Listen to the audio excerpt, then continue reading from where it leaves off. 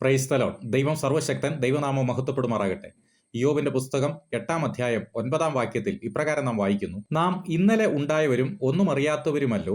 ഭൂമിയിൽ നമ്മുടെ ജീവകാലം ഒരു നിഴലത്രേ. ഒരു നിഴലിന് സമമാണ് ഭൂമിയിൽ മനുഷ്യന്റെ ജീവിതം. നിഴല് എന്ന് പറയുന്നത് സ്ഥായിയായി നിലനിൽക്കുന്നതല്ല, അതൊരു സമയം കഴിയുമ്പോൾ മാഞ്ഞു പോകുന്നതുമാണ്. അതിനർത്ഥം മനുഷ്യനും മനുഷ്യ ജീവിതവും തിരുവചന വെളിച്ചത്തിൽ ക്ഷണികമാണ്, നിസാരമാണ്. അതുകൊണ്ടാണ് സങ്കീർത്തനക്കാരൻ ചോദിക്കുന്നത്, മനുഷ്യനെ ഗണ്യമാക്കുവാനും മർത്യപുത്രനെ വിചാരിപ്പാനും അവൻ എന്തും മാത്രം. കാരണം അവനൊരു ശ്വാസത്തിന് തുല്യം. പിന്നീട് അവന്റെ ആയുഷ്കാലം കടന്നുപോകുന്ന നിഴൽ പോലെയാകുന്നു. പൊടിയിൽ നിന്ന് ഉത്ഭവിച്ച് മൺപുരകളിൽ പാർത്ത് പുഴുപോലെ ചതഞ്ഞു പോകുന്ന മനുഷ്യൻ പൊടിയാണെന്നും മനുഷ്യന്റെ ആയുസ് പുല്ലുപോലെയാണെന്നും മനുഷ്യൻ വയലിലെ പൂ പോലെയാണെന്നും ഒരു ശക്തമായ കാറ്റ് പൂവിലടിക്കുമ്പോൾ അതില്ലാതെ പോകുന്നത് പോലെ മനുഷ്യൻ ഇല്ലാതാകുന്നു. ഇത്രയ്ക്ക് നിസാരനായ മനുഷ്യന്റെ പ്രത്യേകത പിന്നെന്താണ്? എന്തിനാണ് ഇത്രയ്ക്ക് നിസാരനാക്കിയത് മനുഷ്യനെ? നീ അവനെ ദൈവത്തെക്കാൾ അല്പം മാത്രം താഴ്ത്തി തേജസ്സും ബഹുമാനവും അവനെ അണിയിച്ചിരിക്കുന്നു. നിന്റെ കൈകളുടെ പ്രവൃത്തികൾക്ക് നീ അവനെ അധിപതിയാക്കി സകലത്തെയും അവന്റെ കാൽ കീഴാക്കിയിരിക്കുന്നു.